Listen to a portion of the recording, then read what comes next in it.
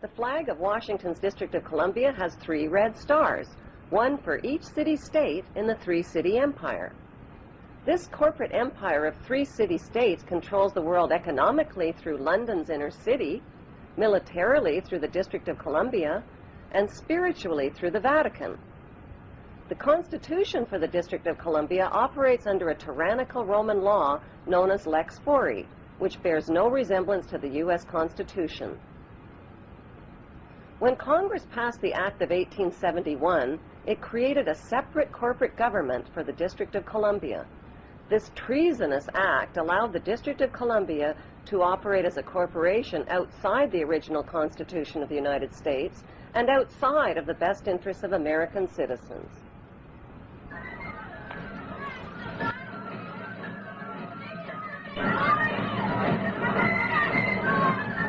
A sobering study of the signed treaties and charters between Britain and the United States exposes a shocking truth.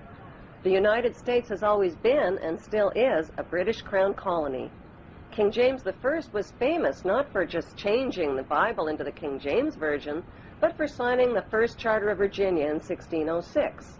That charter granted America's British forefathers a license to settle and colonize America. The charter also guaranteed that future kings and queens of England would have sovereign authority over all the citizens and colonized land in America stolen from the Indians. After America declared its independence from Great Britain, the Treaty of 1783 was signed. That treaty specifically identifies the King of England as the Prince of the United States and contradicts the belief that America won the War of Independence. Although King George III of England gave up most of his claims over his American colonies, he kept his right to continue receiving payment for his business venture of colonizing America. If America had really won the War of Independence, they would never have agreed to pay debts and reparations to the King of England. When Congress passed the 13th Amendment to the Constitution, the U.S. President was made subservient to the King of England.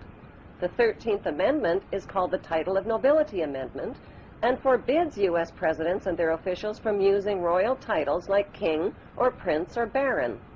For some mysterious reason, the 13th Amendment, which was ratified in 1810, no longer appears on current copies of the Constitution.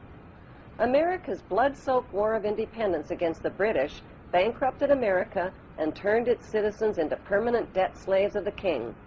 In the War of 1812, the British torched and burned to the ground the White House and all U.S. government buildings and destroyed ratification records of the U.S. Constitution. 1 century later, a corrupt U.S. Congress committed the biggest theft in world history. They passed Paul Warburg's Federal Reserve Act in 1913, handing over America's gold and silver reserves and total control of America's economy to the Rothschild banksters. Most Americans still believe that the Fed, or Federal Reserve, is the government. It is not.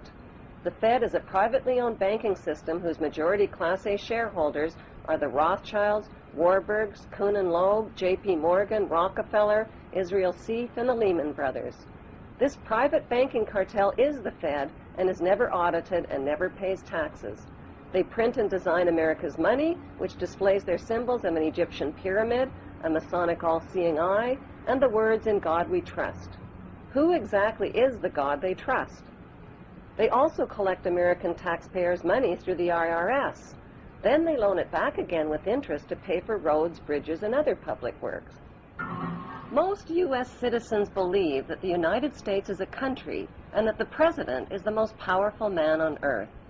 The United States is not a country. It is a corporation, and the President is President of the Corporation of the United States. He and his elected officials work for the corporation, not for the American people. Since the United States is a corporation, who owns the corporation of the United States? Like Canada and Australia, whose leaders are prime ministers of the Queen and whose land is called Crown Land, the United States is just another Crown colony. Crown colonies are controlled by the empire of 3 city-states. At the center of each city-state is a towering, phallic-shaped stone monument called an obelisk that points skyward. In D.C. city-state, the obelisk, known as the Washington Monument, was dedicated to Freemason George Washington by the Freemason Grand Lodge of the District of Columbia. The secretive Brotherhood of Freemasons laid the Washington obelisk's cornerstone in 1848 and contributed 22 Masonic memorial stones. 250 Masonic lodges financed the Washington Monument obelisk, including the Knights Templar Masonic Order. At the heart of London city-state is a 187-ton, 69-foot-tall Egyptian obelisk called Cleopatra's Needle. It was transported from Egypt and erected on the banks of the River Thames. In Vatican City, another Egyptian obelisk towers high above St. Peter's Square.